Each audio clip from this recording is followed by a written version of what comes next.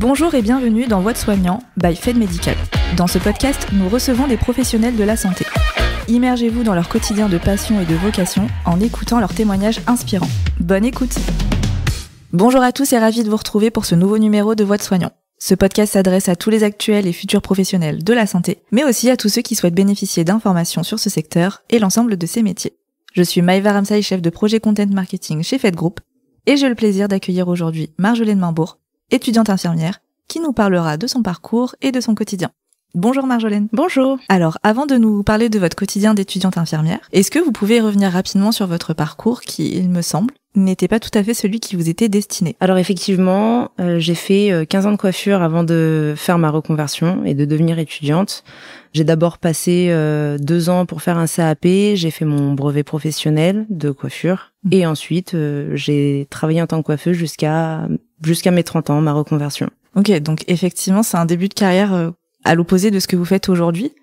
Mais alors, qu'est-ce qui a motivé votre reconversion? Est-ce que c'était un déclic ou une envie de changement? Bah écoutez, en fait, c'était 2 métiers que je voulais faire et quand on a 15 ans, j'ai choisi plus la mode que la santé et puis c'était un parcours beaucoup plus simple. Donc arrivé à un certain âge, j'ai décidé de changer et il m'a fallu du courage pour entamer les démarches. Très bien. Donc là, vous êtes à la fin de votre 2e année d'études pour devenir infirmière. Comment avez-vous entrepris votre reconversion? Alors, tout d'abord, j'ai posé beaucoup de questions parce que j'ai beaucoup d'infirmiers dans mon entourage pour savoir comment on pouvait reprendre l'école, etc. J'ai donc passé un concours une première fois que j'ai raté. J'ai ensuite fait une préparation pour me remettre à niveau et j'ai encore raté mon concours. J'avais des bonnes notes pourtant, mais je l'ai raté quand même. Et donc la 3e fois, ça a marché. J'ai repassé le concours et cette fois-ci, j'ai été dans les meilleurs, donc j'ai été prise. Ok. Bon, comme quoi il faut pas lâcher. Et au niveau du concours, est-ce qu'il est compliqué ou c'est parce qu'il y a un nombre restreint? Alors c'est pas le concours qui est compliqué, c'est vraiment le nombre restreint de places, étant donné que c'est une reconversion professionnelle. Après, faut justifier de 3 ans d'activité. Et donc on passe un concours et sur une centaine de personnes, on en prend entre 20, 30 suivant les écoles, voire moins. Donc compliqué. Oui, donc c'est peu. Très bien. Donc bon, vous avez fini par l'avoir. Donc dans le cadre de votre cursus, vous avez dû effectuer plusieurs stages au sein de différents établissements de santé. Est-ce que vous pouvez m'en parler? Alors oui, en première année, il faut savoir qu'on fait beaucoup les lieux de vie. Donc, tout ce qui est EHPAD, MAS, c'est un peu comme vous l'imaginez, manque de personnel, mais super enrichissant. Ensuite, j'ai fait du domicile et du centre de santé, donc c'est plus ou moins la même chose, avec beaucoup de soins très variés, beaucoup de relationnels aussi, donc top. Et j'ai fait de la consultation où on apprend plein de choses parce que on voit les gens avant qu'ils se fassent opérer ou après leur opération. On est avec les médecins, donc on apprend énormément de choses. Et là, actuellement, je suis dans un service infectieux. Donc pareil, super enrichissant. Ok. Donc là, ça fait 1 mois, il me semble, que vous êtes en stage dans ce service infectieux. Est-ce que vous pouvez me parler de votre quotidien? Oui, bien sûr. Alors nous, on fait beaucoup de médecine et de rééducation. On a plus de 80% de personnes qui sont atteintes de VIH. Ils ont développé le stade SIDA parce qu'ils connaissaient pas leur maladie ou ils ont fait des arrêts de traitement.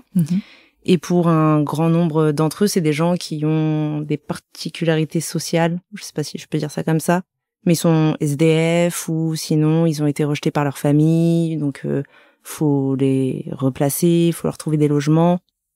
Sinon c'était des gens qui se droguaient. Enfin, on a vraiment tout type de problèmes sociaux. Et ce qui est cool, c'est que dû à cette particularité, on travaille vraiment en pluridisciplinarité avec une équipe au top qui regroupe une assistante sociale, des kinés, ergo, orthophonistes, les médecins et vraiment on marche ensemble dans la même direction, c'est top. Ok, donc être au contact de plusieurs corps médicaux, ça peut être aussi enrichissant pour votre parcours? Totalement, parce que tous les matins on a un staff et donc on discute du devenir des patients. Et chaque professionnel en fait va développer des va développer des idées pour qu'on puisse trouver des solutions. Donc l'assistante sociale, elle va essayer de trouver des logements, enfin de faire les papiers pour ceux qui n'ont pas leurs papiers. Enfin vraiment, on essaye tous de trouver des solutions à notre niveau. Que ce soit du médecin à l'ASH, tout le monde est écouté, tout le monde a le droit d'avoir un avis et c'est top. Ok. Et dans le cadre de ce stage et dans vos stages précédents, vous êtes accompagné par exemple d'un tuteur ? Oui, totalement. En fait, quand on arrive en terrain de stage, on a une infirmière, ce qu'on appelle une tutrice, ou un infirmier, un tuteur, qui va nous suivre dans notre quotidien et qui va nous évaluer. Donc, on va avoir des évaluations de demi-stage pour savoir où on en est, ce qu'il faut qu'on améliore, et une évaluation de fin de stage. C'est elle, en gros, qui valide ou pas nos stages et qui nous suit tout au long de notre formation. Bien qu'on peut tourner avec d'autres infirmières et que, pareil, généralement, elles jouent le jeu, elles suivent notre formation, elles nous apprennent plein de choses. Donc c'est chouette. Ok. Et est-ce que c'est facile de trouver des stages ? Comment vous avez entrepris vos démarches ? Alors pour ma part, nous c'est une grande difficulté dans l'école dans laquelle je suis, on nous place pas en stage. Je sais qu'il y a beaucoup d'IFSI dans lesquels il y a une coordinatrice de stage qui place tout le monde. Nous on a la difficulté de les chercher. Et ce qui est très compliqué, c'est que les hôpitaux ont leur IFSI. Donc c'est un peu nous et notre chance. Okay. Moi, pour le coup, j'ai de la chance. J'ai toujours trouvé des stages. J'ai toujours fait des stages qui m'ont plu. Je suis toujours bien tombée, donc ça va. D'accord. Donc vous tapez un peu aux portes et vous vous dites, ok, je dois trouver un stage et... C'est ça. On dépose plein de CV, plein de lettres de motivation. On appelle et premier qui nous dit oui, on est content. Ok. Merci pour ces réponses. Dans ce nouveau quotidien, est-ce que vous pouvez me parler de ce qui vous plaît ? Et peut-être aussi en contrepartie, est-ce qu'il y a des difficultés que vous pouvez rencontrer ? Ce qui me plaît beaucoup, c'est le relationnel, le fait d'accompagner les gens, de vraiment les suivre tout au long de leur cursus, enfin du mieux que je peux sur les temps de stage. Et c'est super enrichissant, on apprend plein de choses, que ce soit des pathologies, même sur les histoires de vie. Enfin, les gens sont tous différents, donc on apprend des gens. Et même ne serait-ce que les effets des médicaments, c'est incroyablement vaste, super enrichissant. Enfin, j'adore ce quotidien. Ce que j'aime pas trop, les difficultés que je rencontre, c'est plus par rapport à l'IFSI. Donc la charge de travail. Surtout que j'ai repris mes études, donc j'étais plus habituée. Et on a une très grosse charge de travail. Et le fait de devoir chercher mes stages toute seule, c'est vrai que ça nous met vachement en difficulté, en tant qu'étudiant. Ouais, ça complique la tâche. D'autant plus que les cours, comme vous disiez, vous aviez plus l'habitude, donc je peux comprendre. Ouais. Oui, de retourner sur le banc de l'école, avoir des devoirs tous les soirs, avoir le stress des partiels, ça m'avait pas manqué. Ok, bon, entendu. Pour conclure, vous êtes bien placé pour en parler parce que, comme on se dit, vous êtes en études pour devenir infirmière. Quels sont vos conseils aux étudiants en médecine qui nous écoutent ou même à tous ceux qui aimeraient changer de voie comme vous, mais qui n'osent pas se lancer?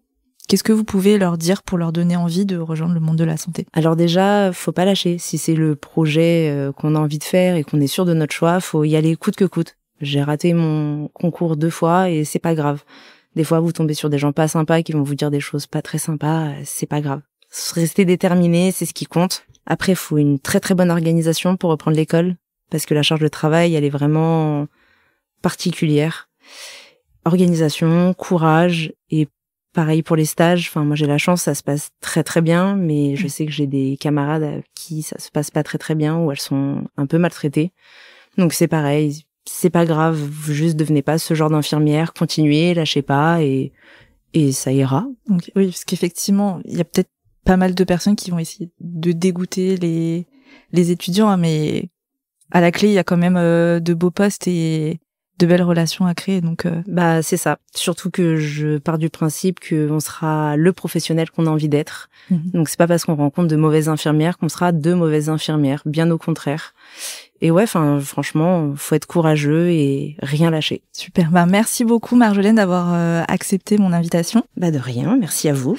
Je suis ravie d'avoir permis à nos auditeurs de vous découvrir et d'en apprendre plus sur le métier inspirant d'infirmière.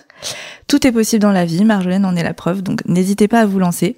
Et je vous donne rendez-vous très prochainement pour un nouvel épisode. À bientôt. Merci pour votre écoute. Nous espérons que ce temps de partage vous a plu. Abonnez-vous pour plus d'histoires professionnelles et de témoignages enrichissants. Suivez-nous sur LinkedIn et retrouvez nos offres d'emploi sur notre site carrière fed-group.fr.